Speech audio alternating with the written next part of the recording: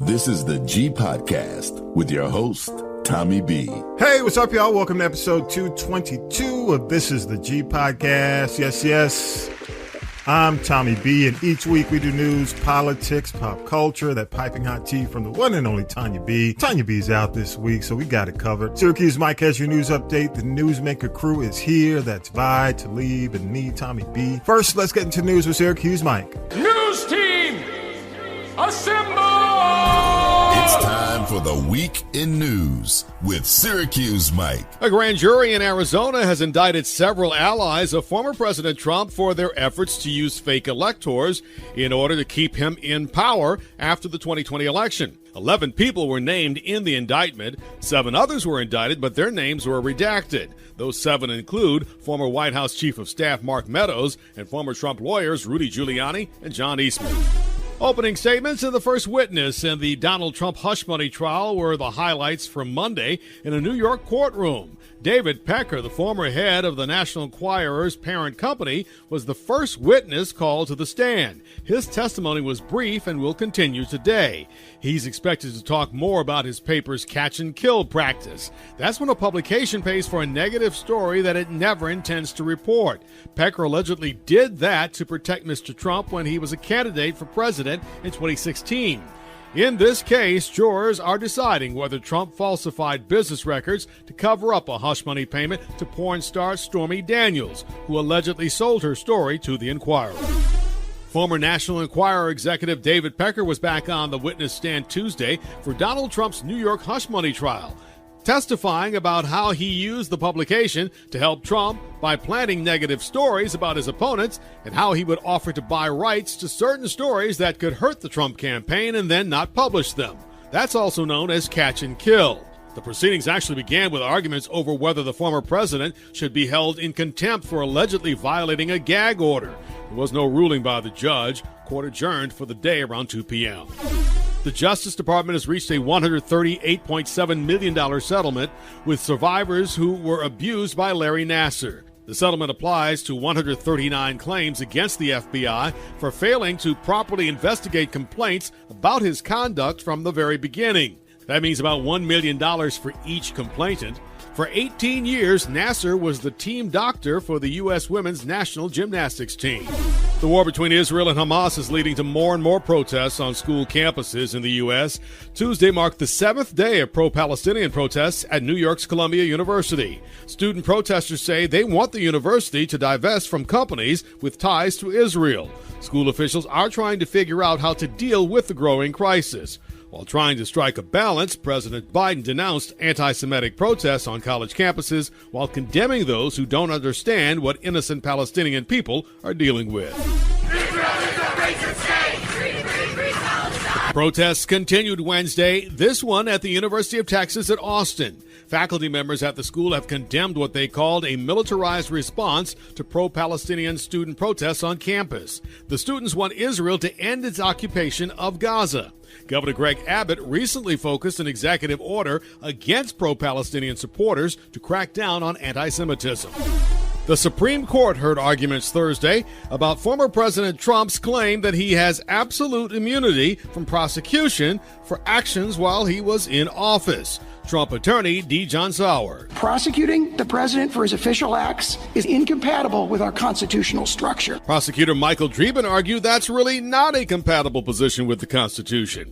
He told the justices that blanket immunity would allow a president to commit bribery, treason, sedition, and murder. Such presidential immunity has no foundation in the Constitution. While they appear to reject the absolute claim, the justices could put a limit on the charges Trump faces and force lower courts to make some decisions and delay his election interference trial until after the election. If Trump is elected president, he could order the Justice Department to dismiss the charges against him.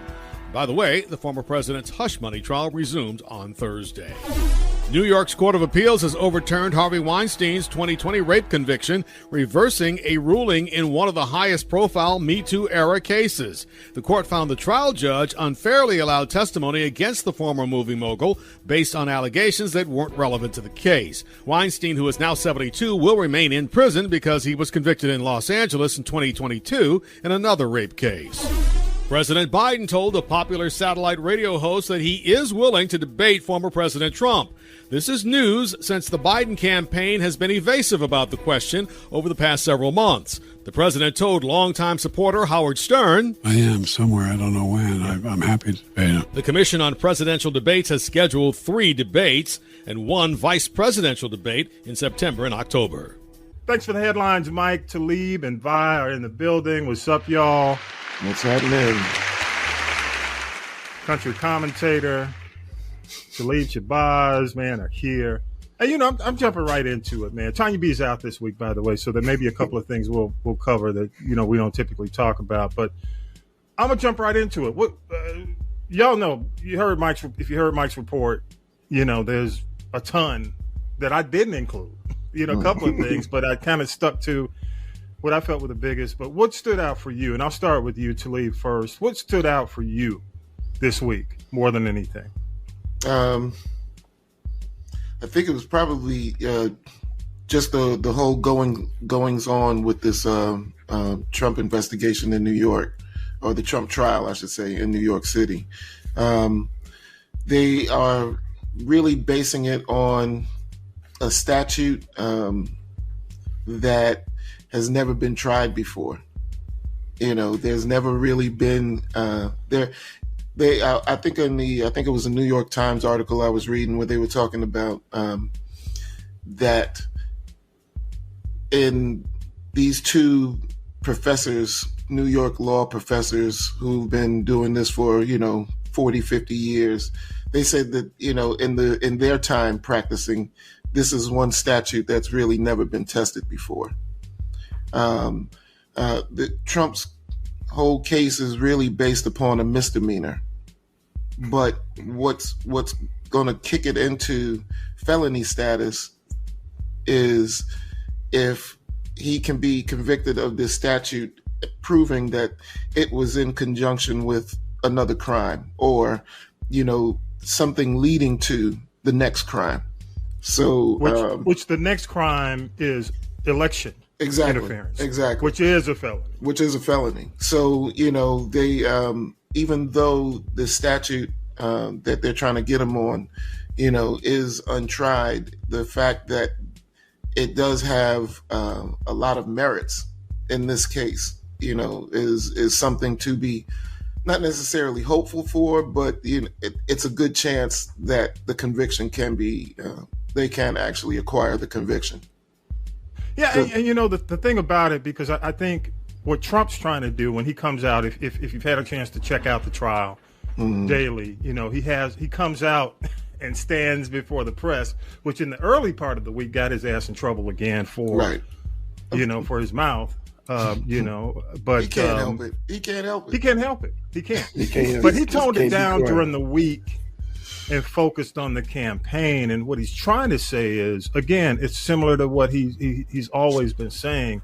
I did nothing wrong. This was just transactional. I was just paying my attorney, which on the side of the misdemeanor charge, he could say that. But again, there's this thing that, the publisher of the Inquirer keeps saying, well, he said toward the end of the week, hey, I was doing this for a candidate. He keeps saying, he keeps putting it back into the box of, hey, this is for the election. I wanted my guy to win. So that's where I think, the prosecutors have a case, but it's going to be interesting. And, it's interesting to leave. You've been in New York. You lived in New York, and you know people in New York. Oh, yeah. Right. You messing with a New York judge? Right. Again. Any judge. Again. Judges talk. Yes. You know what I mean? Like, these moves he's making really just aren't smart. This whole, bravado thing. I know it's part of his whole spiel, but it's not going to fare well for him. But the other thing, and I want to say this, those antics. Yeah, I want to say this, Talib, and get your thoughts on this too, man. And you too, Vi. The other judges are saying if you allow him to get away, even with what he's doing, when he comes out and bashes your kids and the jury, the tampering, what's that going to do for us?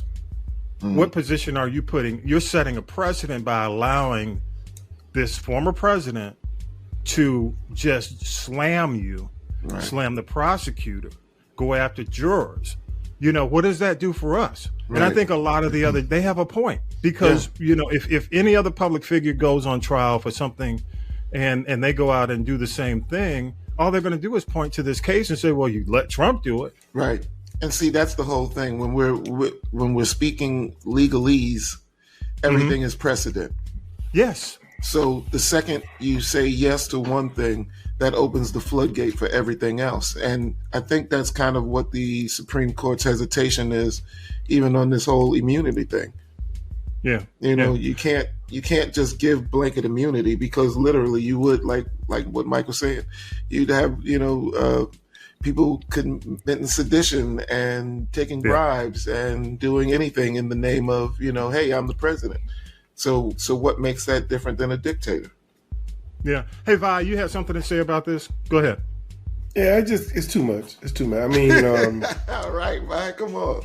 I mean, every time they tell him to do something, he almost literally take it all the way to the end. And I couldn't be, unless he paid me $4 or $5 million, I would not be his lawyer because he makes their job so hard. He makes their job so hard. Yeah, I mean, I know. And it's a technicality, but like you said, his friend is just his friend basically is we did this for the president. We made sure nothing was said about Trump, and anything that we found that was bad by his opponent, we put it out there. Yeah. Yeah. So I mean, catch and kill for Trump. I mean, I did not know. I thought for the opposition. But to be honest with you, I thought that was legal. I thought that's just politics. Well, no, it's just business. It's just business, line. I actually thought it was just politics. I say bad things about you, and if I find out you got something bad about me, I make sure it's not saying it. Now, I did not know that was illegal, but I guess it's only illegal if you pay somebody to do it, I guess. Yes, if you're a candidate, which he was a candidate, and he wasn't disclosing the money for that. You know what I mean? So that's how Cohen is involved in this. So I think what made it what made it bad. Campaign finance. He paid Cohen with his money.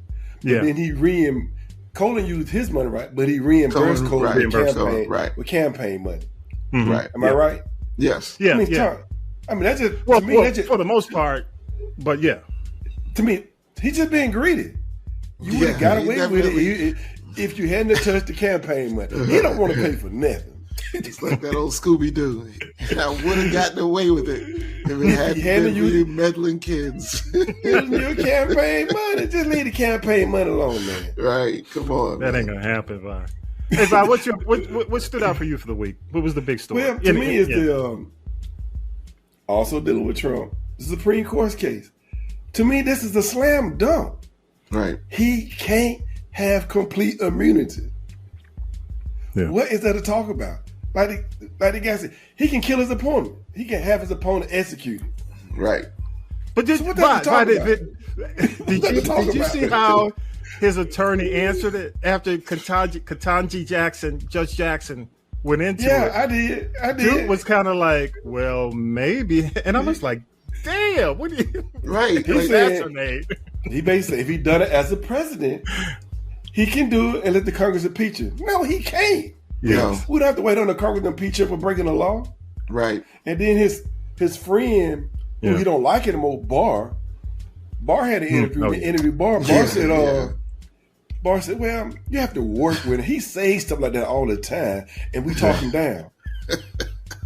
But you talk him down. So what you saying, if you don't talk him down, he going to try to get it done? Yes. No. Exactly. Now Barr said, no. He just talk out there. He just get angry. That's all. He would never do it. He would say it, but he would never do it, dude. So we don't believe that. The interesting thing, Vi, and I'm glad you brought that up. It's interesting because when you read some of the accounts from the people who were part of his administration toward the end, honestly, some of those folks were guardrails. It doesn't make them better people, right? But they were. If think about if they had not been the guardrails, where we would be now. My point exactly. My thing is, they never denied what he said. They always said, he said it, but it didn't happen.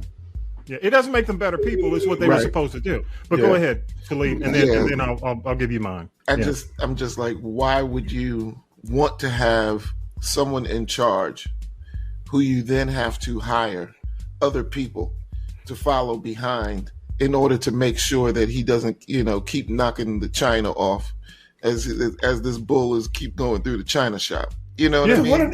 One of these days he's not going to it doesn't make sense. One of these days he's not going to listen to you. He's going to find a way to get around you. So why put somebody in office who thinks they capable, who is capable, is okay with doing it? Yeah. Yeah, he was going to push the nuclear button, but we talked him out of it. God damn, what? He was going to release all the nukes, but we talked him out of it. Oh, no, hell no. You know what I'm saying? Imagine what we're not hearing. Right. You know what I'm saying? That's the point. Right. That's about like me, Baco. You said something that got pissed off about it. I go home and get my shot. I'm going to kill Baco. And my friend said, no, dude, you can't do it. Yes, I can. No, friend. And he talked me out of it. But go ahead, Talib, last word. I had to know to do it. Nah, I'm good, bro. I'll give you the last word. I'll give you the last word, Talib. It's just more lunacy, man. That's all. That's my last word. It's just lunacy. I mean, he has shown so many ways why he is not. About this? Like I said, he has shown in so many ways he is not fit to hold that office. Yeah. All right, I'm gonna jump into mine, y'all. I think the student protests across the country are going to deeply divide Biden's campaign support, and he is definitely the young end is eroding with this, and that's a concern. If you support Biden. He has to do something, and I don't think he can just ignore it and just allow it to be handled by, the individual campuses or the states. I think, I think, and again, I mean, he has limited power when it comes down to dealing with the states, but I do think he's going to have to work with the states and the campuses to ensure that the students are allowed to protest peacefully. You can give them a designated area on the campuses. You have to, make sure that's written and it's clear. And I do think also, I think maybe he can work with, and it's tough because when you start working with outside organizations who have a vested interest in either one of these sides, it's not always clear. But the administration is going to have to clearly indicate this is hate speech, this is protest speech. When you step over this line, we gonna get you. Okay? Now, that can be done because it's done for, in terms of black protest and as we've been supported in the protest movement, there's a difference between, hate speech. There's a difference between, just outright violence. Now, and without prejudice, again. So you understand what I'm saying? If you get ADL involved in it, of course, they've got a vested interest, or you get a pro-Palestine organization involved in setting the guidelines. Right. But it has to be clear, in my opinion. The wording has to be clear, even if it has to go to the Supreme Court. But I do think that it's going to hurt him on the young end. I think, if this is still going on in October, my concern is the young end. And any thoughts on that, y'all? Well, a lot of thoughts. How do you get rid of the instigators? And that's the thing. You've got the anarchists. You're right. And that's the thing. I was actually at the courthouse, DeKalb County Courthouse, working when the protests started happening. And, the marshals came in and basically were, hey, we're shutting down the whole building. Everybody's got to go because the protesters are now moving over here. Because it was at Emory. Right, exactly. So now, the entire campus had to be shut down because the people were starting to congregate outside of the jail. But when I started really looking at the footage of the people at the protest of Emory, I've really got to say that I'm sure quite a few of them did not go to Emory. Well, let's go back to the shooting, Talib, right over on University. Right. At the Wendy's. At the Wendy's, yeah. Okay. Do you remember when was it the Wendy's they burned down? Yeah, I was living over there at that time in Peoplestown. And they had the footage of the people who burned it down. Mm-hmm. They didn't look like us. No. You could tell they were, I hate to just throw Antifa everywhere because, it gets misused. Right. But again, I just call them anarchists. Yes. They just want to keep shit going. Anarchists don't care. They want, they thrive on chaos. It's like the Joker. Joker. So this is the thing. When you're doing your protests, you want to be able to not only get your message heard, but you also want to have some kind of impact.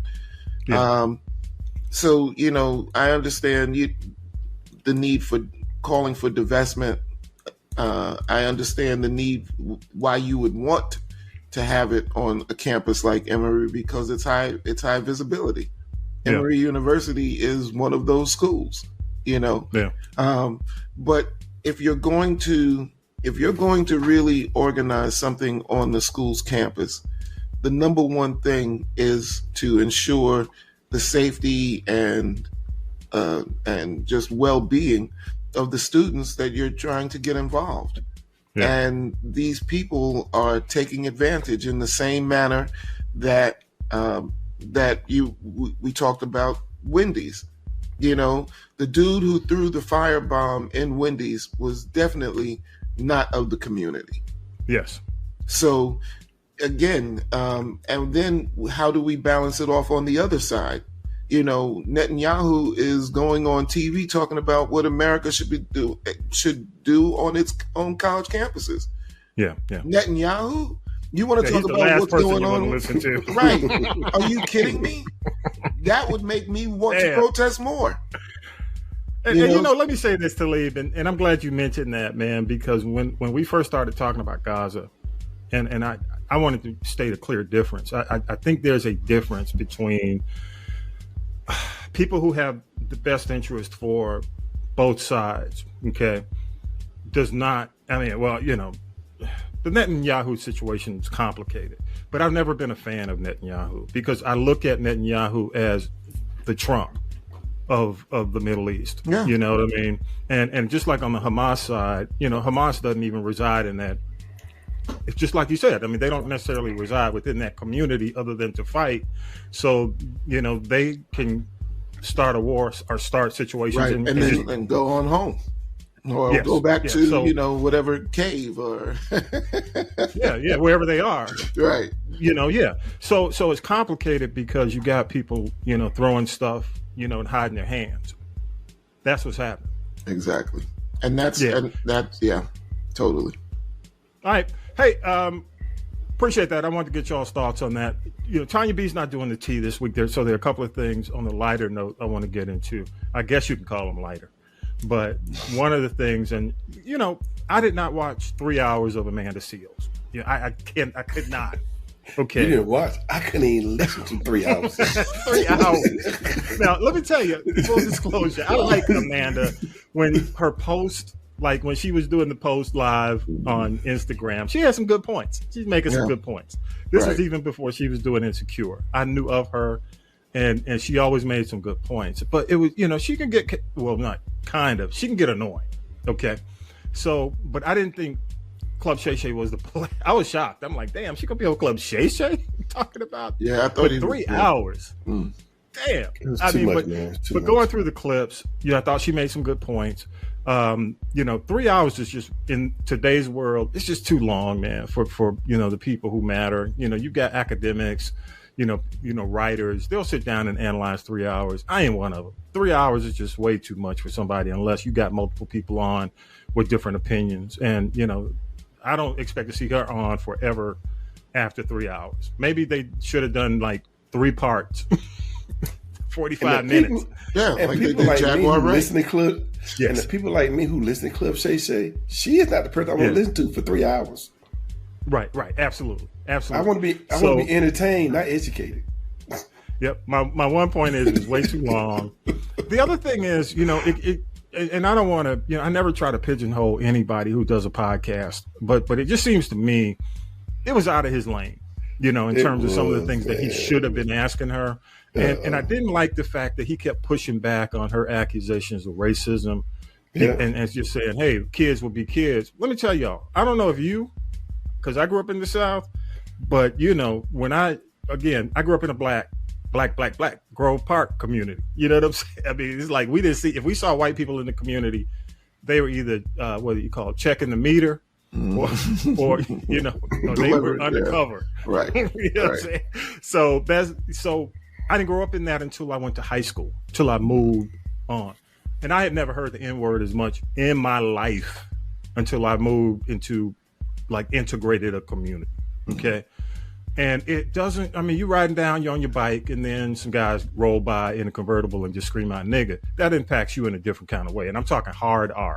I'm saying soft R right now, because, but you know what I'm saying. Totally. So for me, I'm like, dude, her truth is her truth in terms of how she felt. When they called, you imagine you're the only kid at Disney in that situation on that show, and somebody calls you a nigga, and then you say, and he says, kids will be kids. I'm like, dude, what? And the thing about the teacher, now I will say one thing. Why is the teacher wrong? If the teacher's wrong, there's a bigger problem. You know what I'm saying? And she interrupted the teacher to correct the teacher. Yeah, she's just that kind of person anyway. I can see Amanda Seales interrupting adults because that's how she is. Definitely. She's grown up to be that. But her issues run deep, man. And I agree with you, Vi, and Talib, if you said it, it's just not the right forum. But either way, because Vi, you tune in, you want to see Cat, you want to see the comedians, you want to see the athletes. Entertainment. Funny. Entertainment. There was nothing entertained about that. I'm going, dude, this is too serious. And she kept going, I said, hey, Cat, this ain't true, Shay Shay. It was long. This ain't true, Shay Shay. This is Barbara Walters kind of stuff. No. Yeah, I agree. Go ahead, Talib. I'll let you wrap it on that. Yeah, I didn't really watch the interview. I think that Amanda Seales really gets kind of a bad rap, but I think the real of it is that she needs to shorten the engagement time with the audience, no matter what she's doing. I agree. Come in, say what you need to say, and break out. In the short format, I think she's extremely effective. I think she puts a lot of thought into most of the stuff she says. I think she got a little bit of a bad rap as the bitter black woman or angry black woman or whatever the case might be. And, there could be substantiation for all of that. But, man, let's get to the bigger picture. Man, Shannon Sharpe as an interviewer? Yeah. Are we not tired of this yet? No, I'm not tired of it. I'm sorry. I'm not entertained. That is not his lane. Look, Shannon Sharpe is an athlete. Don't take anything away from that brother. If somebody really wanted to nominate him for Hall of Fame, we could substantiate an argument for that. But come on, bro. I'm not gonna strip the interview opportunity away from him. I'll say, I get what you're saying. It depends on what you come to it for. Well, no, you know what I'm saying? No, understand. It depends on what you come to it for. And let me. And I can understand, Talib, from your point of view. I just want to be a little more specific because I'm not trying to down that brother. What I'm saying is that as an interviewer, you have to kind of put yourself in the story in order to pull certain information out of people. You have to ask questions that, don't necessarily, that aren't just the general, so where are you from? That kind of thing. But it also means that there has to be some levels of sensitivities there as well. And I'm not saying that it's not possible for him to get those types of chops. I just think that right now, if you're just going to do Shay Shay and Shay Shay is going to be for comedians, then create your niche and develop your chops. But I never really, I loved him on the football, talking about sports, because that's what his thing was, and I love his passion, which is why I still follow him. But come on, man. You're gonna have to. You were out. Some hang on. Yeah, some things you just need to stay in your lane, or until you get there, and then do whatever the hell you want to do. Okay, go ahead, Vaughn. Well, I'm more or less. I like the stuff he did with the actors and Cat Williams. I can deal with that because that stuff is more or less funny, and they make jokes and they laugh. Right. But this was like more of a. This was to me was a serious piece because she went on there to, from what I got, because I had this stuff about Issa Rae that just blew my mind. I said, Issa, what? Wait, okay. It just I'm going, and then like he kept, if she gonna tell her story, let her tell her story. Don't Baker said, don't try to justify the stuff the other folks didn't know. Right. Just let her tell her story, and that'd be it. Right. That's what I kind of mean about the sensitivities. Yeah, no, just let her tell her story. Don't be you ain't got to bounce back so you understand. No, just let her tell her story. Say that's how you feel. That's how you feel. Cause like you said, kids know racism. They learn it from their parents, but they know it. Yeah, I mean they know the difference. That's why they use it. Because I grew up in a mixed school from kindergarten all the way. My class was the first class in Forsyth, Georgia, to go from first grade to 12th grade integrated. Them kids knew it. Forsyth, well, not Forsyth County, Forsyth, Georgia. Forsyth, yeah. Yeah, and they knew it. And like Baker said, the N-word, oh, we didn't hear that. Because they knew if they said that N-word, what was going to happen. And it wasn't going to be pretty. So we never had to worry about them say the N-word all the way through middle school, elementary. Because if you said the N-word, throw down. Right. And you knew it. So even when I played football, no white boy ever said the N-word. So I'm glad you mentioned that, Vi. Let me make a point about that, especially when it comes to Shannon.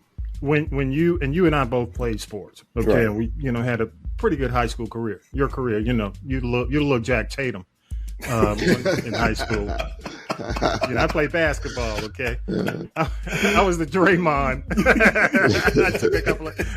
I was the enforcer, so in some cases. But here's the deal: when you play sports, you're looked at differently. It's almost like if you're an entertainer when it comes down to the general community. They won't say certain things around. They probably wouldn't say things around Shannon Sharpe because he was a superstar athlete. Correct. And he traveled and he was, seen differently because he was a superstar athlete in high school. Okay. So he didn't hear a lot. So it comes when I heard him pushing back, all I could think of privilege, athletic privilege, because there's in my opinion, there's a certain thing as athletic privilege, even for black athletes. They go through a certain phase to where you don't get what the gen population gets. Because if the gen you know what I mean? It's different. Right. Yeah. Talib, you understand what I'm saying? Totally. There's a privilege that comes with athletics. And oddly enough, Reggie Bush saw that privilege. Right. And it was taken away, and now he's getting it back this week. You ask him. When Reggie Bush came up, because he was so good at what he did, he was of value. You know what I'm saying? Then they found out certain information that pulled him out of that value. And, and he was doing the Biggie Bag commercials on Wendy's. Now he's getting his privilege back, and we'll see how he's treated going forward. But I just think Sharpe, to a certain extent, because he pushes back a lot, he pushed back a lot on her during that interview. I could just hear that athletic privilege shining through. I think he needs a co-host, especially in yeah.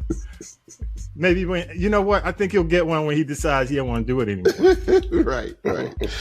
But for now, it's it's golden for him. Yeah. One more thing, y'all. Again, we don't have the tea coming up with Tanya B, so I'm going to jump into a couple of things. I'm not doing tea per se, but sports. Again, I think the draft has been the biggest story of the week. And oddly enough, man, because I'm a sports fan, they just killing the NBA. I mean, NFL just crushing. I mean, first of all, they did it on Christmas Day, which you know what I'm saying? The NBA had always had the higher tier. They owned Christmas Day. Then NFL started having games on Christmas Day. Now the draft is so massive for 3 days, and they still playing the playoff games. And I have to ask, who's still watching the playoff games when you got all this drama happening, you know, on the draft side? Vi, did you watch the playoff games? I mean, I monitor the scores. That's about it. NBA. But the big thing, if you live in Atlanta, the big controversy is the pick at number 8. Everybody's talking about it because you've got a faction of people who hated the Cousins pick. I mean, like, divisive. When you talk to certain people about it. I am one of them. So when you talk about Penix being chosen at number 8, you have a group of people, and here's the group. Here are the multiple. I tried to do it like English class, Dante's Inferno. You know, you got the levels of hell. Okay, so you got the people who love the Penix pick because they hate Kirk Cousins. So for them, it's redemption. It's almost like getting their Mike Vick. So all of a sudden, we got this divisive thing again. I hear it. I'm already hearing it. I'm already seeing it. It is. You know how people felt about Mike Vick, Vi. I mean, Talib. You both know. Yeah. It's still that today. People still wear the jersey. That's why they hated the Kirk Cousins. Like, y'all gonna pay this man all this money. So that's the one. The other group is the people who hate the pick because it doesn't make the team better.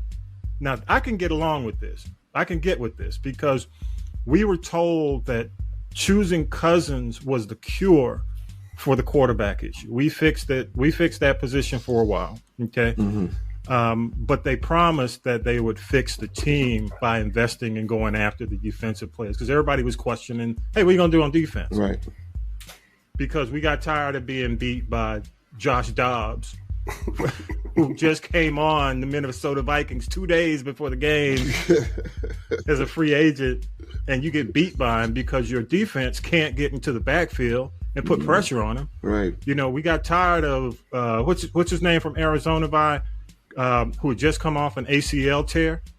First game comes back from Arizona, from the Cardinals. Right. Destroys us because we can't get to him. So people were like, look, man, we got a decent defense. We just can't get to the quarterback. You know, we out there running the secondary to death because you know. But anyway, I'm not getting technical. Okay, but that's the other group. You know, then you got the people who are concerned Kirk Cousins' ACL tear and Penix's injury puts us in a rough situation for the future because both these guys are Mr. Glass to a certain extent. That's the other group. And then, you know, some feel it's going to be okay because the draft isn't over. And we still have a few more days. That's you, Vi?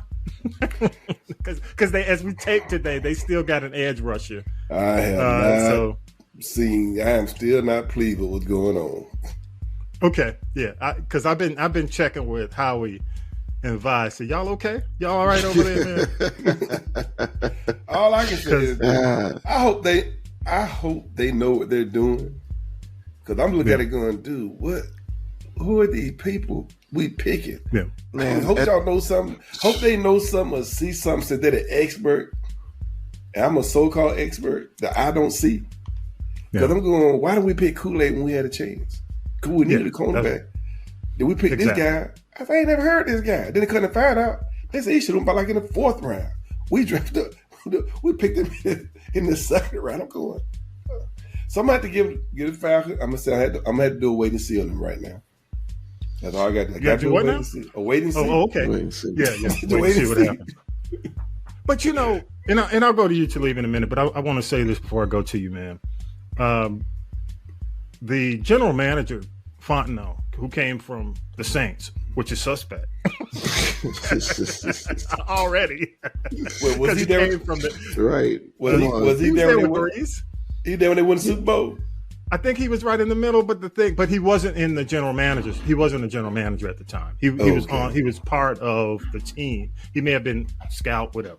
Bottom line is, I'm not going, and I jokingly say that, kind of halfway jokingly say that, because dude has been what I call him 7-10. I call him 7-10 Terry, because the last 3 years he's been 7-10. 21 7-10, 22 7-10, 23. I call him 7-10 Terry. If he doesn't fix this year, if they go 7-10 or one more year, he's gone. Oh, he gone. Because I think he's lucky with the fact he hadn't gone anywhere with Smith. Yeah. If we don't win the division this year, he gone. Yeah, I agree. He gone. So from Terry's standpoint, he better hope this works. Or he going back to the owner. I think the owner was shocked. I was like, what the hell? When he picked that boy. What, Penix? Yeah. You think Blank was shocked by it? Because a lot of people say they feel it was Blank's doing. Well, you need to look at that the camera on Blank's and Terry when they made that pick. Blank and Terry? Yeah. When they made Terry that made pick. the pick. Terry made the pick. But you need to watch the camera on Blank and Terry when they made the pick and see how Blank reacted. Yeah. They're like Terry go, like Blank go, and Terry go, you understand? Let me explain to you what we're doing. Blake probably said, I just gave this man $90 million. Yeah. My thing is, I agree much everything you said, because I know they got Cousins, because they said, we just want to get the winning vibe back. The winning vibe back. And with Cousins, he's a good quarterback.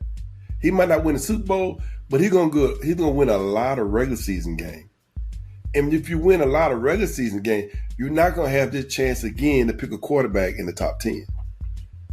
So that's what I'm thinking. They're going, well, we got Cousins for 2 years. Like they're saying, Cousins probably only going to get 1 year. They're probably going to trade Cousins next year. They just want to get the winning vibe back. They just want to get the winning atmosphere back. They said, we got to get back to winning again. Because the fans are tired of losing. And he's right. We are tired of losing. So I think that's what they got Cousins. Just get the winning vibe back. The other Penix, because he's the future. So I just think they could have waited on Penix. I don't think nobody ever going to pick Penix in the top 15, top 10. We probably could have got Penix in the second round. But you know what? It was by in the top 10. It was a record number of quarterbacks chosen in the history of the draft. Because we started it. Because we started it. Once they saw Penix, said, the rush on quarterbacks. Yeah, once they saw what we did, they said, damn, if the Falcons going to do that shit, ain't none of these guys might make it to the second round. Let's get my guy while I got a chance. Yeah. Because do you think Bo Nix belongs in the first round? Oh, no. Well, I'm not happy. I mean, I'm not getting the X's and O's, y'all, if you're not into sports. But, I don't think Drake May is going to turn out to be what everybody thinks he's going to be, because the league is just, it's fast. Drake May is a project. Long as they make him start next year, they give him time to develop, because he has the raw talent. Yeah. But is he? Yep. He got the skill. He got the talent, but do he have the skill? Yeah, that's the thing. Yeah. The talent is there, but they're going to have to develop it. Yeah. You can throw anything from you. Yeah, he can throw it. Well, I've never really been. I'm not into the stats of it all, so I got to take a back seat when y'all are comparing, one player to another in terms of how well they're doing numerically. But what I can say is that Atlanta has made a lot of flashy moves. We've sold the hype of the Falcons for years. Without really doing the necessary work in terms of the staffing that we really need in order to make something happen. Whether it's been shortcomings from, the management side, coaching, whether it's players. Like last year, we had our offense was rushed way too much. There were times where, our offensive line would be falling apart. Defensive line wasn't really looking all that great, not making enough plays. There was all kinds of stuff happening. And, and it's been going on for years. So it's like, I love the Falcons. Yeah, I love the Falcons. I love the Jets. But, for some reason, my guys always just like losing. And you know what, man? You mentioned the Jets. Oh, and man, it's interesting because it's interesting. I'm glad you mentioned the Jets because of Aaron Rodgers, because people try to say, well, they're doing what Green Bay did, or they're doing what Kansas City did before, pre-Mahomes or pre what's his name, Jordan Love. Right. The difference is the organizations. The organizations are winning organizations. Right. The problem is they did it so high. None of them guys was in the top 10 pick. They was in a late first round pick. Not the top 10 pick. The top 10 pick supposed to make a difference this year. Right, exactly. Exactly. This year. Right. This kid's 24 years old, okay? He's coming out, first of all, older than most rookies. That's one. He's 24. He'll be 24 in a couple of weeks. This is Penix. He's going to be 24. So you're going to say, look, he's going to sit on the bench while Cousins does his thing, which could be 2, 3, potentially 4 years. Two at the most. They ain't going to do nothing. 2 at the most. But the way they were talking, though, you know how it is, Vi. He's our man. But my point is, he's going to be 26, 27 before he hits the field on a full-time basis. Okay. And for even a lot of people who were making the argument against it, that's a problem. So, I like Penix. Full disclosure, dude. Most definitely. I like that Penix. Dude throws darts. Okay. He is accurate. Hell of a player. Hell of a quarterback. He got the strongest arm and the most accurate of all the quarterbacks that came in. But 26 is not a big deal to me because these quarterbacks are playing until they're 40 now. So do you think the pick was taken so that, they can have some leverage somewhere else down the line? I mean, is Penix that strong of a player? I read they said the coach and the general manager do because that's going to guarantee them at least 5 years. Not if you lose this year. No. They saying. Let me say, Vi, if they 7-10 this year again, Terry is gone. You don't get it. They saying that is why. Even if they lose, they're gonna let them stick around because they pick Penix. Oh, so they're gonna that's stupid. They're gonna at least the Bears did the same thing. They're gonna at least get a chance to develop the quarterback that they pick. I think that's faulty. I've never seen I think, but because let me say this. That's what I'm saying. That's what they say. Raheem can say that, but Terry has 3 losing seasons under his belt. Okay, and he was connected. He's made all these picks. Okay, so my point is, if it doesn't work out in his 4th year, I think Terry can be packing back to New Orleans. Okay, Raheem. Now let me say this, by Raheem. I agree with you. I think that may be logical for Raheem. They're going to give him more time. I don't think the general manager is going to get that much time. No. But to be fair with Terry has made good picks. The only problem with Terry was when he let that coach made the decision to stick with the quarterback he had. He should have made the coach say, "Look, this guy ain't the guy." But let me tell you, Vi. He should have made the coach sign instead of signing Kirk Cousins last year. Because we had to sign a Kirk Cousins last year. Someone just had this Kirk Cousins. We'd have been in the playoff last year. We'd have been like 10-4. I am here to tell you, guys, if the Falcons don't win the NFC South this year, Terry's gone. Yeah, I can understand. I can see it. But my Penix or not, that choice or not, because Penix won't even be on the field. Was it 3 years ago when we could have drafted Justin Fields over that tight end? Why didn't we pick a quarterback then? We had to the top let me say this. Let me say this, man. First round, and again, y'all, look, we're not doing the tea this week, so bear with us. First, I'm gonna say this, and then we're gonna move. I'll give it back to you, Vi. First round, Drake London to me.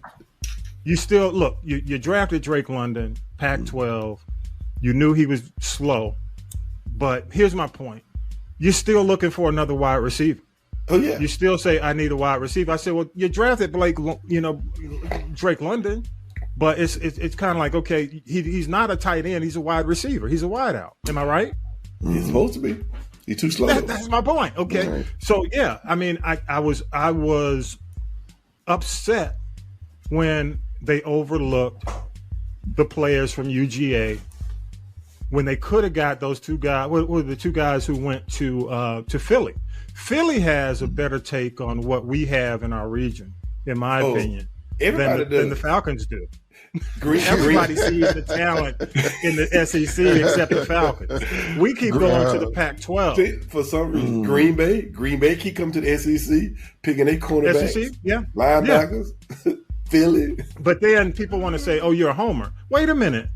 When you win 2 back-to-back national championships, it says something. Right. Not, okay, I'm going to pick a guy who I forgot. Even when it came down to, they were talking about edge rushers, okay?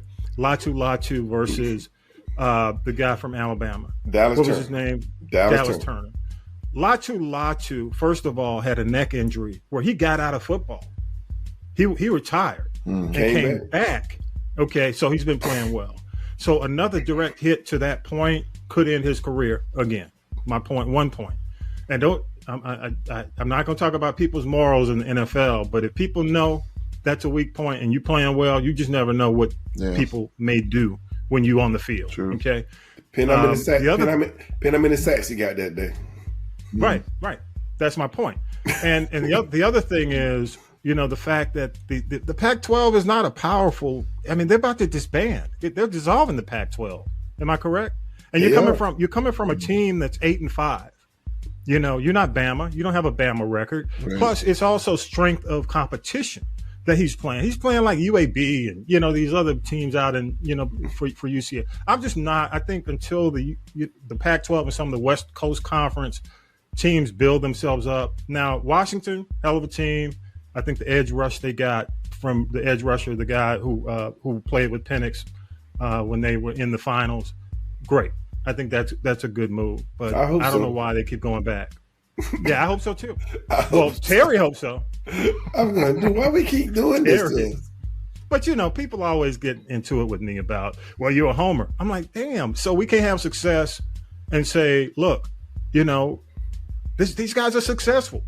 They're in successful programs. They're winners. So other people have to pick them before we pick them. We get them last. We get them at the end of their career. And we still losing. We're still losing. Yeah, we're still losing. You're 7-10. You're 7 I call him 7-10 Terry. 7-10 for the last 3 years. I bet he'll be 7-10 this year too. Dude, don't say that. All right, y'all. I can't deal with that. I can't. Hey, it is what it is. But good luck. All right. Love getting your feedback, y'all. Positive or negative on the episodes. Go to Castropolis. I'm gonna get cussed out this week. I know it's coming. Choose the people poll. Leave us a voice message, man. I'll play it back. Play back the best. Let's go ahead and take it. Well, we're not gonna come back with Tanya B and the T, y'all. But I'm just gonna let y'all do the last. Just any last comments. Because Tanya B's out this week. Thinking about you, Tanya B. I'll start with you, Talib, and I'll give it finally to you. Talib, thoughts? Yeah. Anything? Any closing thoughts? Closing thoughts? Okay. Nah, man. Just, keep up the news, yo. Keep up the news, because you guys are. I'm telling you, some of the stuff that I was reading this week, that I didn't really think would, necessarily be big enough to make the show. I mean, people are losing their minds everywhere. So stay sane, folks. Hey, you know what? I want to mention this, man, because you mentioned that. We're seeing this rash of these young black girls who are dating these older white guys that are meeting their end. Dude, the Jeffrey, the whole dude eating the woman. Yes. So these young girls who are finding these zaddies and daddies and blah blah blah. Y'all need to be careful. You need to watch these guys because it's just too prevalent right now. You're hearing about it a lot. Yes. I mean, it's like this week. I mean, I read about 4 or 5 situations just like that. Yeah. So if you got daughters, man, and you're like, yeah. But this is that, I'm out for my bag, and who's gonna, he better not take me to Cheesecake Factory. You know what I mean? And it's just this silly mentality that's going around. It's, Where did it come from? Meeting their demise in a really nasty kind of way. Yeah. Yeah. I hope I didn't take anything away from what you were saying. Nah, bro, that's exactly what I was saying. Is that's and this is just one story of many. There's something going on in the air right now, and I'm not sure exactly what it is, but there are a lot of extreme things happening. We're dealing with extreme politics. We're dealing with extremities in war, with Gaza and Sudan and Congo, and and the list goes on. Ukraine, Taiwan. We just gave $95 billion to strengthen war efforts, in Taiwan and Ukraine and in Israel. I mean, folks are really losing their minds out here. And I always go back to what we gave, what's his name, from the Iraq War before he became public enemy number one. No, even Saddam and also Bin Laden. Right. The support we gave those guys before it switched over to public enemy number one. Yeah, I mean, got to be careful. Yeah, Afghanistan. I'm telling you, man, American foreign policy, man. You gotta just look at this and be like, yo, what are we thinking? Why are we really doing this? Is it for sex? Is it for money? You know what I mean? Like, you think you're going to get more pussy from this? I mean, is this, the defense contractors like, hey, man, knocking on the door like, yo, hey, man, we're not killing enough. I got guns that are just sitting here in surplus, I'm not sure exactly what is happening, but I think it's humorous that people think that the masses are not starting to see some of this for themselves. Yeah, I agree. The propaganda is starting to wear off. People are once again desiring information, proper information, food, sustenance. It's not going to end well for these folks because stop thinking that we're stupid. We're not stupid. We're watching and we are paying attention. And like you said, if Biden doesn't really get this, getting back to just that statement, if Biden really does not watch what goes on with this, with these protests, and start to rein these politics in with Israel, it's going to be a tremendous problem for him. Yeah, I agree. Last word, Vi. Well, I'm being on a little lighter side with the last word. Not that serious, because we just went in. Right. Go ahead, man. Yeah. I'm not gonna. And Bako said he don't want to be a homer, but I am a homer. God damn it! No, it's not that you don't want to be. It's just why you're called. It's like, what's the point in you calling me a homer? I mean, I see the good teams for what they are. I'm pissed off at the Lakers right now, but that's a whole nother story. But yeah, God damn it.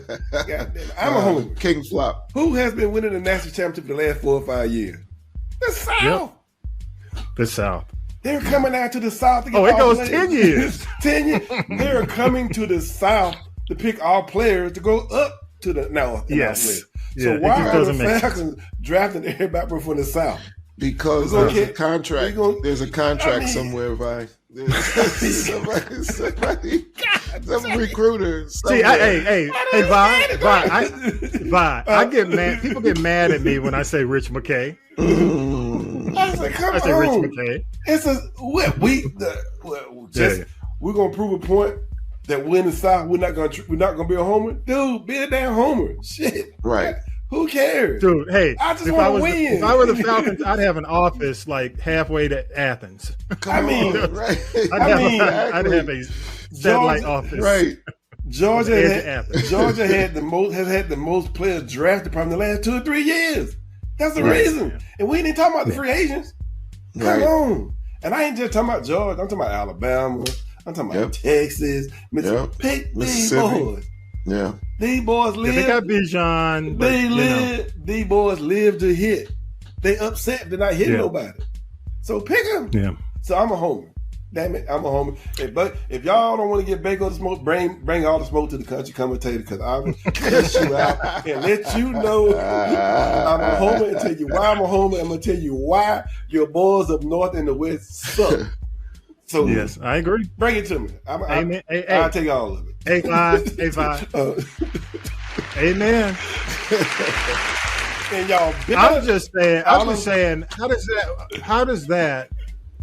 How is that being a homer when there's success? I think you're a homer when you got sorry teams and you're trying to get people. But I watch. Let me say this, and we got to wrap it right now. But I will say this: watching Ladd McConkey and what's his name, Bowers, right? Those guys are going to impact those programs year one. Oh yeah. Period. Oh, yeah. People don't realize, after watching Georgia do what they did for 2 years in a row and then a third year where they almost made it, those guys are incredible, man. I saw Bowers. I'm like, they played everybody. They are lucky they got hurt this year. If they weren't hurt, y'all been crying again. We would have destroyed Michigan. But so Michigan had a reason. Yeah. When the summer started, all they talked about all year was beat Georgia. Yeah. But y'all didn't let us y'all didn't want them back in the playoff because y'all nah, them boys, they for real. We can't let them get back in there. That's another day, another dollar. So we'll move on. Yeah, there you go. But Philadelphia, the Philly Dogs, they loaded. Roof. They loaded. Because then they picked their coach. Now where did Bowers go? Where did Bowers go, Bob? Man. He went to the Ravens. I feel sorry. I don't know who's gonna throw the ball to him. He all right though. Ladd went where? Ladd gonna be good because the Chargers got rid of their best receiver. Can you imagine Ladd going to Justin Herbert? That's just gonna be crazy. He's gonna be the Cooper Kupp if he stays healthy. If he stays healthy, he's gonna be another Cooper Kupp. You need to bring the sports show back, Tommy. You need to bring the sports show back. Hey, it's draft week, y'all. Appreciate. Hey, LeBron, come on, LeBron. LeBron, leave Lakers, King man. Flop. Leave. Just leave. King Flop. Just go back to Cleveland. Yeah, you might do better. D'Angelo Russell, I got nothing to say. You go back to the Cleveland, you might make it back to the finals. Go back to Cleveland. All right, appreciate y'all, man. Appreciate Country Commentator, man. Thank you, sir. Thank you.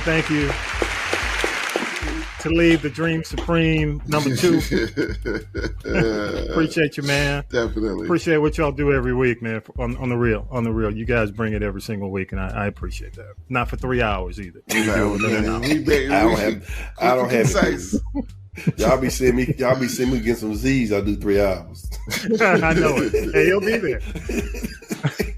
All right, y'all. Have a safe week. Thank you. All right, peace out. More. This is the G Podcast after the break. Hey, this is Tommy B from This Is the G Podcast. I want to encourage all my G's who reside in the area of Jonesboro, Stockbridge, Covington, Conyers, South Gwinnett. That's the new Georgia Congressional District 13 to vote for Karen Renee for Congress. Karen Renee is a true advocate for her constituents and truly believes in empowering the people. Visit electkarenrenee.com for more information and also find out whether you're in the new District 13. Follow her campaign on Facebook at Elect Karen Renee. Let's support a candidate who truly represents the people. As always, thanks to Tanya B., Vi, Talib, author and political analyst Harold Michael Harvey. Thank you to the crew, Millennial Nick, Lady J, Regia, music by K-Dub, all those who put in the work to make it happen every single week. Don't forget y'all, subscribe. Turn on your notifications. When the new episodes pop up, you'll be notified. And with that, episode 222 is in the can. Have a great week, y'all. Peace and power to the people. You've been listening to This Is the G Podcast. And This Is the G Podcast is a production of the Castropolis Podcast Network. Thanks for listening.